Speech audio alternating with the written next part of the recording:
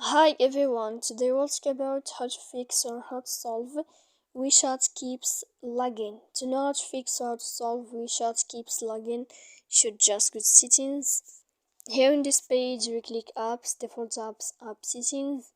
When you'll find this list, you will search about the application of WeChat.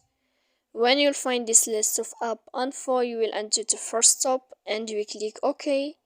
Then you will enter to storage.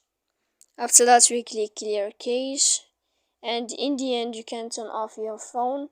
You will wait a moment and you can turn on your phone again. If it's not working with you, you can go to your Play Store. You will find here WeChat uninstall, and you can wait a moment to install again your application. So please don't forget to support us by like and subscribe. See you next time in another video, and thank you for your attention.